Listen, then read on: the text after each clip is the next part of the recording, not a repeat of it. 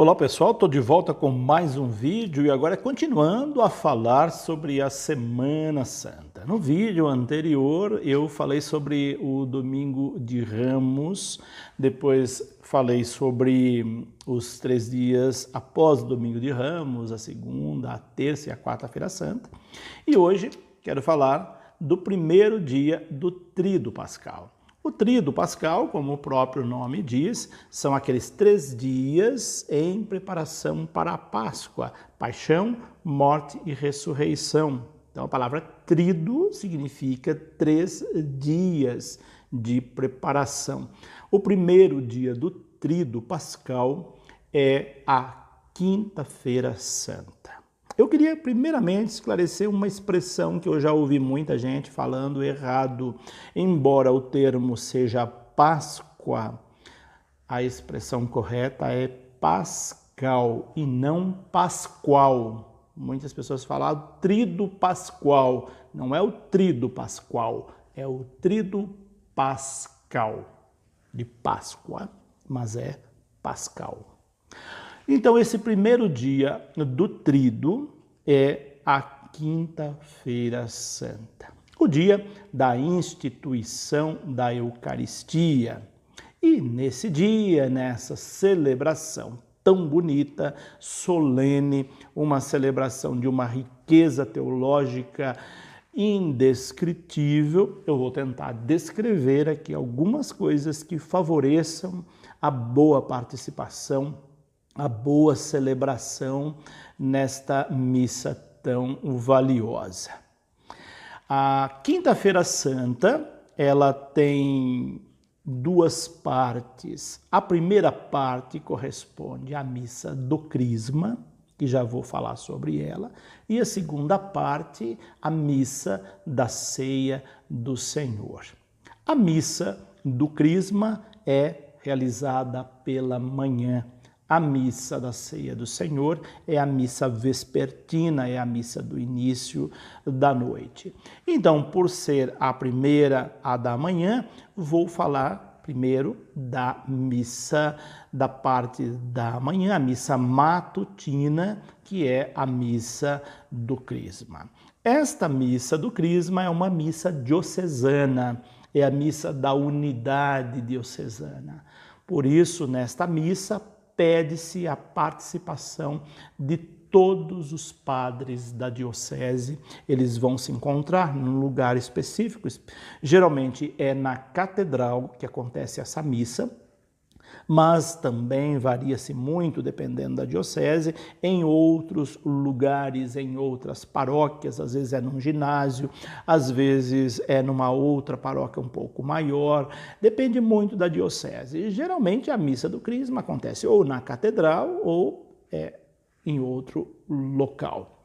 É a missa da unidade do clero, por isso todos os padres devem participar desta celebração da missa do Crisma em unidade com o seu bispo na sua diocese. Há dioceses que realizam essa missa num outro dia.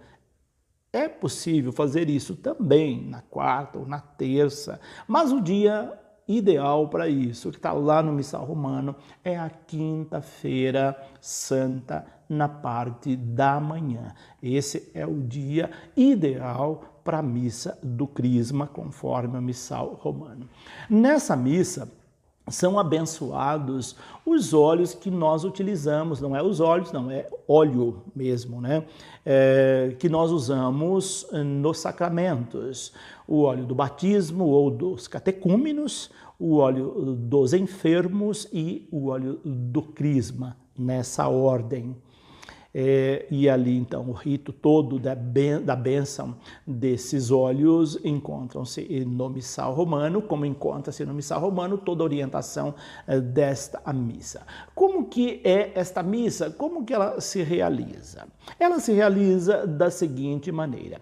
Todos os padres das dioceses se reúnem na catedral ou numa paróquia previamente determinada, como eu disse antes, usando paramentos brancos. Na missa da Quinta-feira Santa, do primeiro dia do Tríduo, se utiliza paramentos brancos, as alfaias também são brancas. Essa missa é presidida pelo bispo e ela segue normalmente até o momento da homilia, com uma liturgia própria, com leituras próprias, com um rito próprio desta missa, até a hora da homilia. Terminada a homilia, o bispo, então, ele vai se dirigir aos presbíteros da sua diocese que ali se encontram, presbíteros, diáconos. Essa missa também pode ter a participação dos leigos, mas a prioridade nela são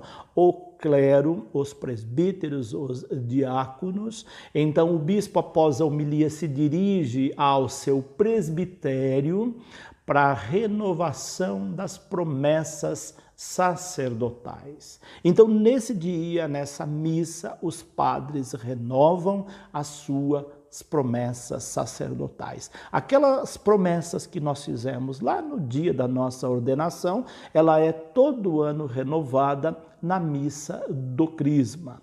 Após a renovação, aí então é que vem o rito da bênção dos óleos dos catecúmenos, dos enfermos e a consagração do óleo do crisma. Lembrando que o óleo do crisma, dentre os óleos, é o único óleo consagrado. Então ali tem o ritual, após a renovação das promessas sacerdotais, vem então o rito da bênção dos óleos. A bênção do óleo dos enfermos, ela é feita antes de terminar a oração eucarística.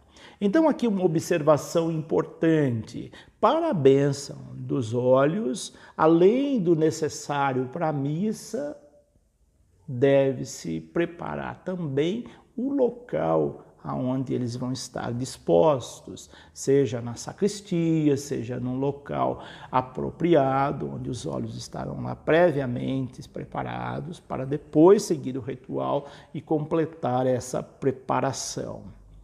Quais são esses materiais que precisam para a bênção e consagração dos óleos sacramentais?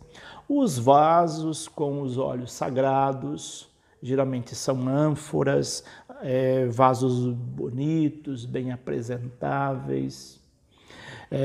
O perfume para a confecção do óleo do crisma é um perfume próprio para consagração do óleo do crisma.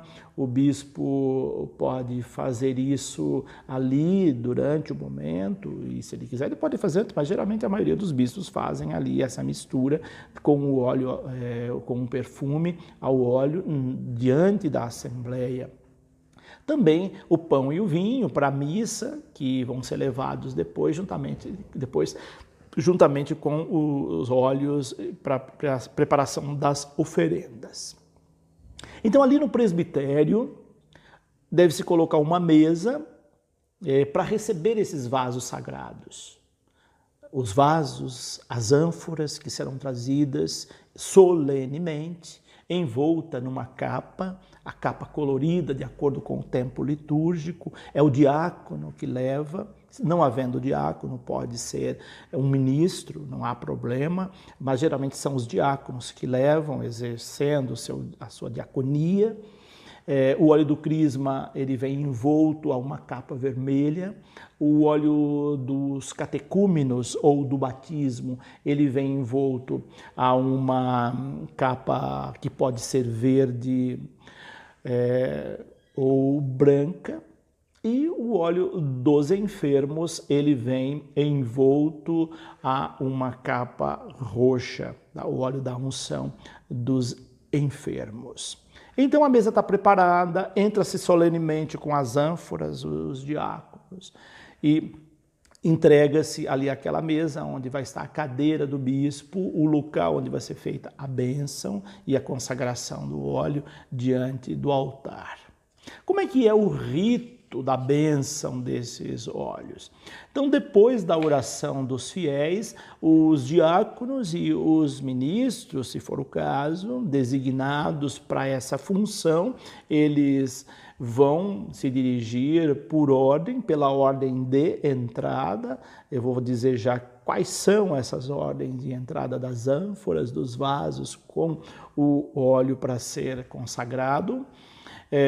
Eles podem buscar lá na sacristia ou num lugar no fundo da igreja que já está devidamente preparado, e ali então eles vão buscar esses vasos com os óleos. E eles voltam na seguinte ordem. Primeiro entra solenemente o diácono levando o vaso com os perfumes que vão ser misturados ao óleo para a bênção e consagração. Em seguida, entra o diácono ou o ministro, se for o caso, levando a ânfora ou o vaso com o óleo dos catecúmenos. Ele vai envolto a uma capa verde, de acordo com o tempo litúrgico, verde ou branca, de acordo com as solenidades. Terceiro, entra então o diácono com o vaso ou ânfora com o óleo da unção dos enfermos, e ele vem com uma capa roxa. Quarto, melhor, aí vem então sempre, por fim, vem a ânfora ou vaso com o óleo do crisma. E aí então ele vem envolto a uma capa vermelha, entrando solenemente. Ele entra sempre no final, o óleo do crisma sempre é o último. Em seguida, podem entrar também aí os ministros com o pão e o vinho para as oferendas.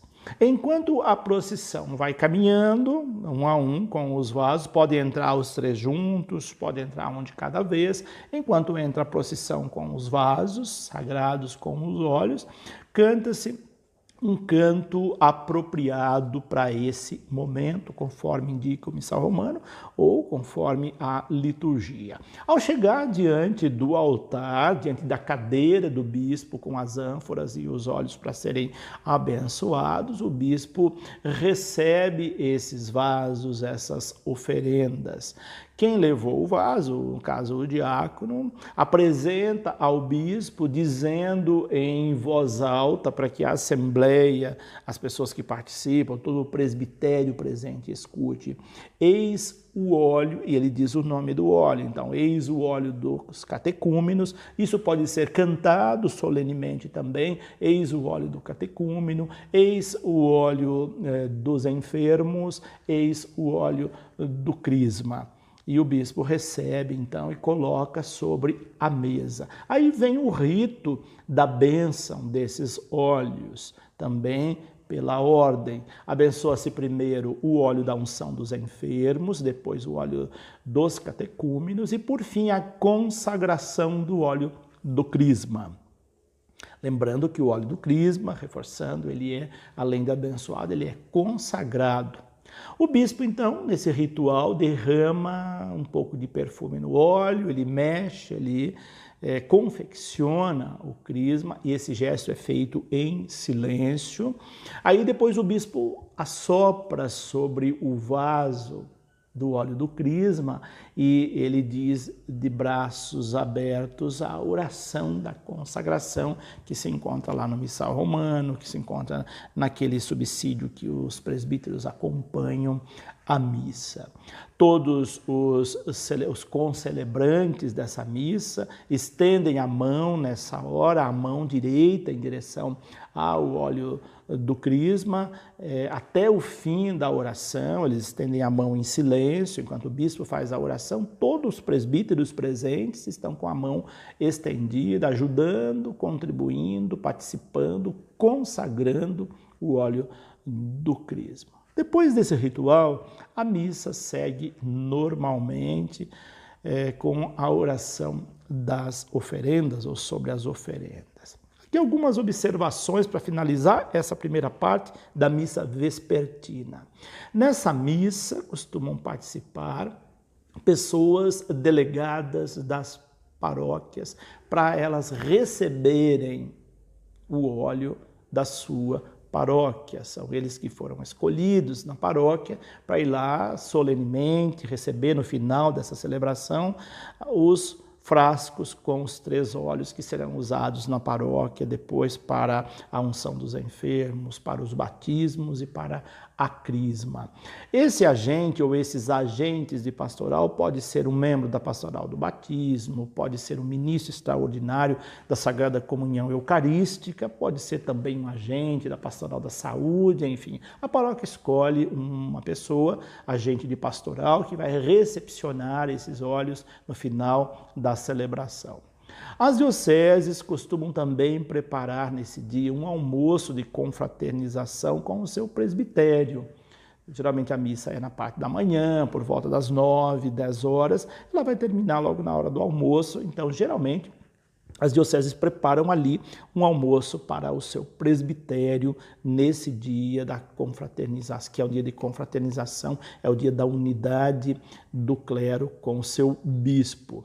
Essa missa é uma missa conhecida como Missa da Unidade. Por isso eu dizia no início que o padre não pode faltar a essa missa, é a unidade do clero com o seu bispo, tanto o clero diocesano quanto o clero religioso dessa diocese, todos precisam participar desta missa solenemente. O dia mais indicado, como eu disse, é a Quinta-feira Santa pela manhã, embora tenha dioceses que façam essa celebração por razões pastorais em outro dia. Então, essas são algumas orientações da missa vespertina, da missa do Crisma, da Quinta-feira Santa. Agora vamos passar para a missa. Essa missa não faz parte do tríduo pascal. Agora sim nós vamos passar para a missa vespertina, a anterior é a missa matutina, agora é a missa vespertina, a missa que faz parte do primeiro dia do tríduo pascal, que é a missa da ceia do Senhor, a missa da instituição da Eucaristia, a missa em que a Eucaristia está ali em relevo. Todas elas, ela está, claro, mas nessa é uma ênfase muito maior à Eucaristia. Até por isso, há paróquias que nesse dia faz a renovação do mandato dos ministros extraordinários da Sagrada Comunhão Eucarística, há paróquias que fazem a investidura dos ministros extraordinários da Sagrada Comunhão Eucarística. Enfim, a Eucaristia nesse dia tem uma relevância singular. Segundo a antiga tradição da Igreja, proíbe-se nesse dia qualquer missa sem povo. Então, atenção, padres que gostam de celebrar missa sozinhos nesse dia, a Igreja não permite missa sem povo. A missa tem que ter o povo presente. Evita-se missa pela manhã nesse dia, a não ser a missa da unidade do clero. Aquela é permitida, mas não é permitida na paróquia, evita-se na paróquia missa na parte da manhã, na Quinta-feira Santa. A missa é apenas à noite.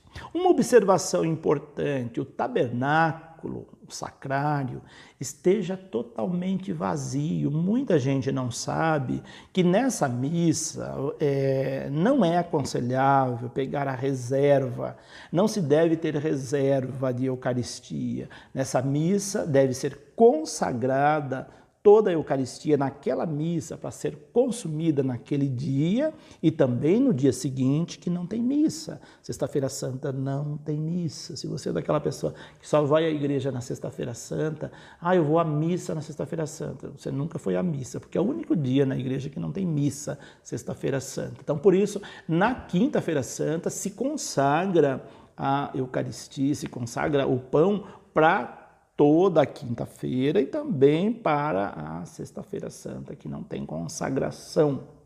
Então, nesse dia, lembre-se, não se deve pegar as reservas do sacrário. O sacrário deve estar totalmente vazio, já consumiu tudo na quarta-feira. Então, ministros da extraordinária de Sagrada Comunhão, não coloquem muita hóstia para consagrar na véspera. Nesse dia é bom que se consagre naquela missa e que se consuma a Eucaristia naquela missa e no dia seguinte, mas não pegue da consagração do dia anterior. Essa É uma recomendação litúrgica que está lá no Missal Romano, de acordo com o significado dessa missa. Os ritos iniciais dessa missa são ritos normais, como todas as outras missas. Nesse dia, embora seja quaresma ainda, Semana Santa, pode tocar os sinos da igreja, o sino na hora da consagração, que eu disse num outro vídeo, na quaresma é bom tirar esses sininhos da consagração, mas nesse dia a igreja faculta tocar o sino. É uma missa solene, é uma missa festiva, embora seja Semana Santa, lembrando, é a missa do Tríduo Pascal. Então, pode-se tocar o sino. Depois, recolhe-se os sinos de novo, a igreja permanece silenciosa, porque o outro dia é Sexta-feira Santa. Depois vem o rito do lava-pés. Após a homilia, tem a homilia dessa missa, que é uma homilia onde alguns elementos devem ficar destacados, dentre eles a instituição da Eucaristia, a dimensão do serviço e a explicação do lava-pés. Lembrando que o rito do lava-pés não é um teatro, ele é memória de um dos maiores ensinamentos de Jesus, que é o serviço na humildade. Nunca percam isso de vista. O lava-pés não é representação simbólica, não é teatro. Ele é memória de um dos maiores ensinamentos de Jesus na última ceia, que é o serviço na humildade. Tanto é que ele diz: se você não permitir lavar os seus pés, você não tem parte comigo, você não é dos meus, você não entendeu o mistério, o ensinamento que eu estou lhe passando. Por isso, na hora do rito do lava-pés, prestem muita atenção. É um gesto bonito que a igreja deve fazer constantemente, uns lavando os pés dos outros. Uma igreja servidora, uma igreja que está a serviço. Nisso consiste um dos maiores ensinamentos de Jesus, uma das maiores catequeses de Jesus. Por isso essa missa é também muito significativa. Então passemos para o rito do lava-pés, a memória do ensinamento do serviço que Jesus deixou. Então, após a homilia, na qual se focalizou ali os principais elementos dos mistérios celebrados nessa missa, procede-se o rito do lava-pés. O Missal Romano fala homens escolhidos. Homens escolhidos são levados pelos ministros, vão lá no banco, pegam os homens previamente escolhidos, já tem um banco preparado, eles sentam ali e ali então, no lugar conveniente, se faz o rito do lava-pés. Mas existem possibilidades inúmeras, né? A igreja faculta que sejam também outras pessoas, não necessariamente só homens. Ali está homens porque Jesus lavou o pé dos seus apóstolos. Por isso, a gente diz, quem que vai ser apóstolo no dia do lava-pés? Então, por isso, ali o Missal Romano traz homens. Mas o próprio Papa Francisco já mostrou que não necessariamente precisam ser só homens, pode ser mulheres, pode ser crianças, pode ser outras categorias de pessoas. Como é que se dá esse rito? Então, o sacerdote, ele retira a casula nesse momento, lembrando que Jesus levantou-se da mesa, tirou o manto e colocou o avental. Então, o presbítero que está ali presidindo a celebração, ele tira a casula naquele momento e ele se levanta, tira a casula e vai lavar os pés daqueles que foram previamente escolhidos, sempre auxiliados por um ministro, auxiliado por um acólito, uma pessoa previamente escolhida. Enquanto realiza-se esse ato, esse ritual do lava-pés, a equipe de canto está cantando um canto apropriado. Algumas sugestões aqui, né? Sugestões, criatividades, que eu já disse antes, né? Quem escolher para lavar os pés? Então, na hora da escolha, leve em consideração alguns critérios, né? Realidade da comunidade, algum tema que foi trabalhado durante o ano. Por exemplo, teve um ano que o Papa Francisco, ele lavou os pés de refugiados. Foi um gesto bonito. eram refugiados de países, de outros países que chegaram à Europa, pessoas sofridas que vieram de um mundo, de uma viagem de sofrimento, e ali num gesto de acolhida, de serviço, o Papa Francisco lavou o pé desses refugiados. Ele lavou também, em outra ocasião, os pés de mulheres, lavou também os pés de presidiários, ou seja, escolha uma categoria significativa, mostrando essa igreja a serviço dos mais humildes, é aquilo que pede o Evangelho. Então, nunca perca de vista esse elemento importante na hora de escolher as pessoas que vão lavar os pés. Como proceder? Um modo tradicional é você deixar ali já um lugar previamente preparado, com bacia, com toalha, com uma jarra com água, mas você pode também usar outras dinâmicas, né? Pode escolher aleatoriamente alguém da assembleia no dia, pegar de surpresa. Pode ser feito assim também, lá no meio você traz alguém para lavar os pés, isso também pode ser feito, enfim, desde que não fuja daquilo que é essencial dentro do rito, como pede a igreja, como pede o missal romano. Depois é bom explicar esse significado para a assembleia. Muita gente não sabe, acha que é um teatrinho que está sendo feito. Então é bom que o padre explique esse significado, que ele é muito valioso, ele é muito bonito. Essa explicação vale a pena ser feita.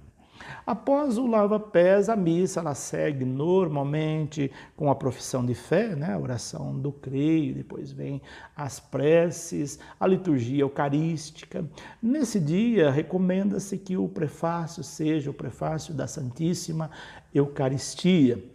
Também pode ser feita a oração eucarística número 1, que é a oração própria das solenidades. É uma das orações eucarísticas mais solenes, ela pode ser feita nesse dia. Também a número 3 é uma oração eucarística muito bonita, apropriada, ao melhor, para esse dia, pode ser feita também a número 3. A missa segue normalmente até o momento da transladação do Santíssimo. E aqui tem algumas recomendações que eu considero valiosas para esse momento.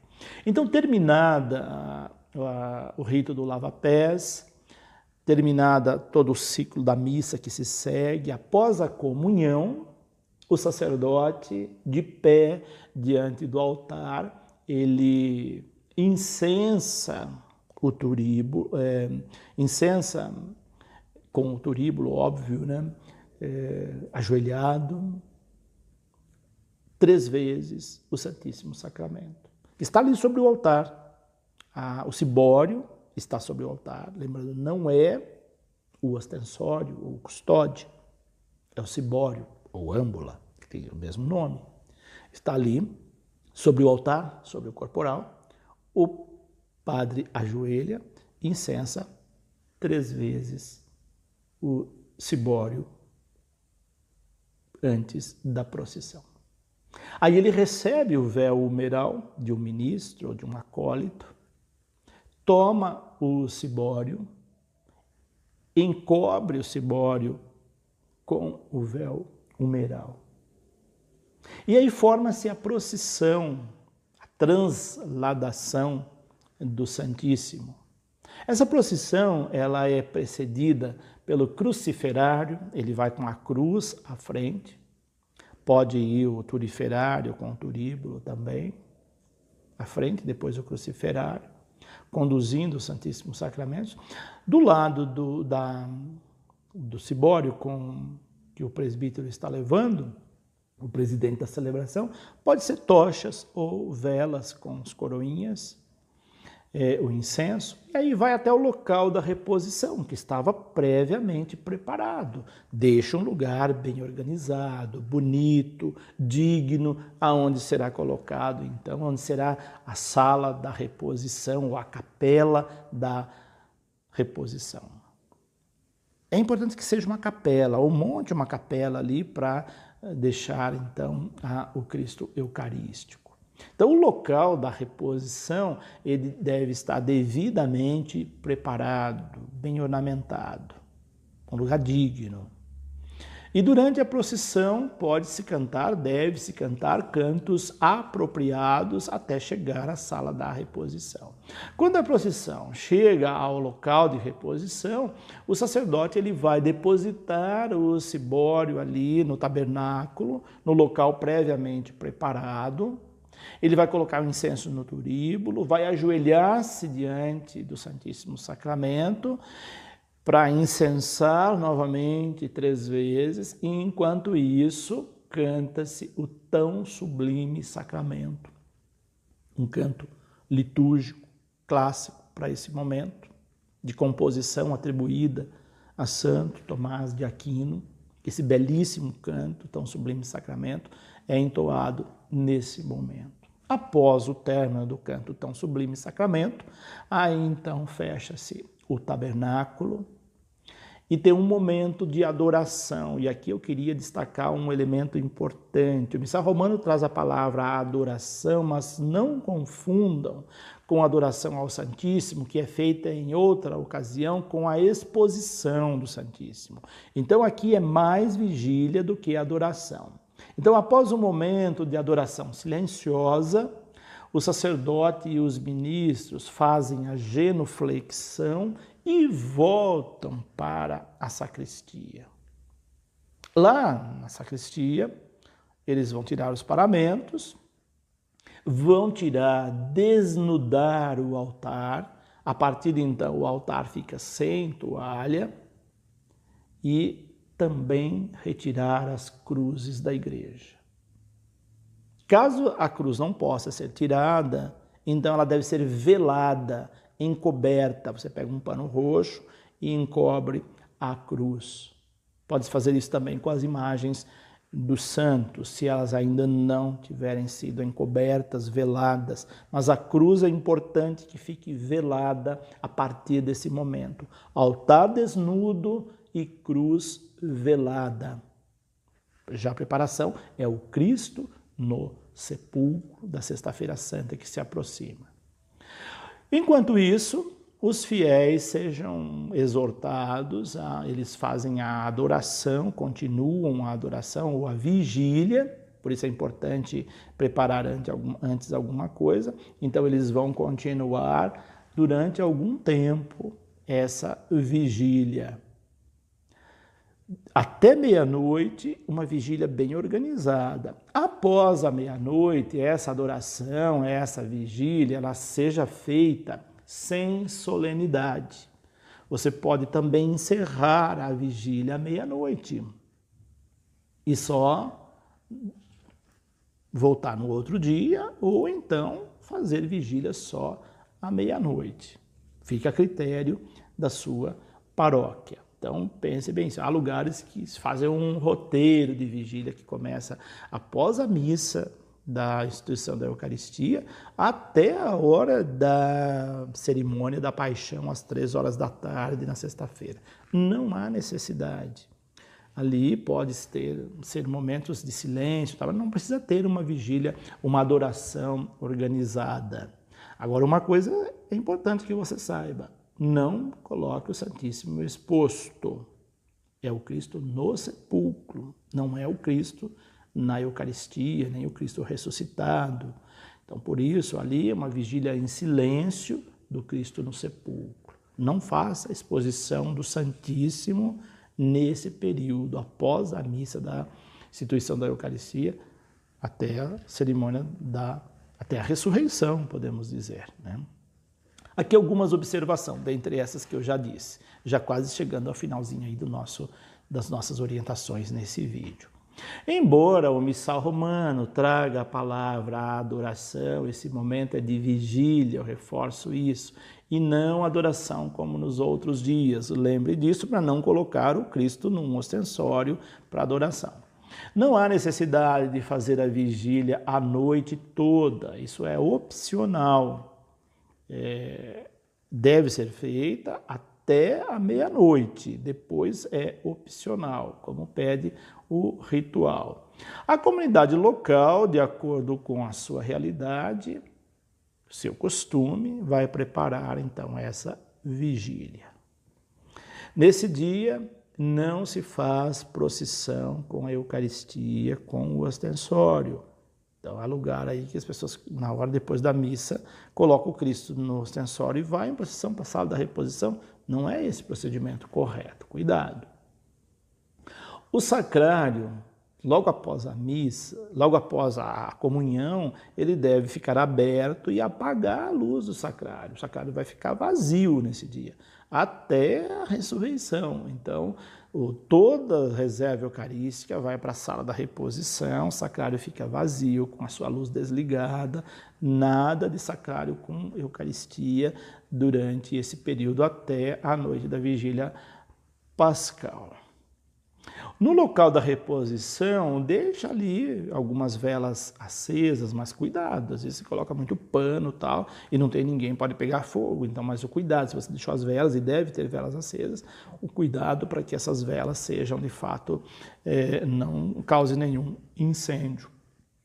A partir da meia-noite, já é Sexta-feira Santa, é o Cristo no sepulcro, então os procedimentos, eles devem ser conforme a orientação da liturgia.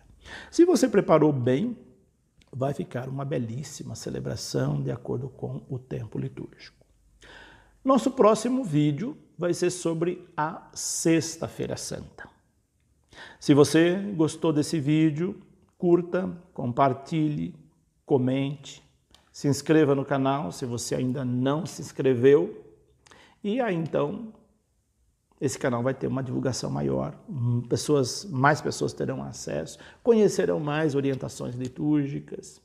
Deixo aqui o meu abraço e até o nosso próximo vídeo. Deus abençoe.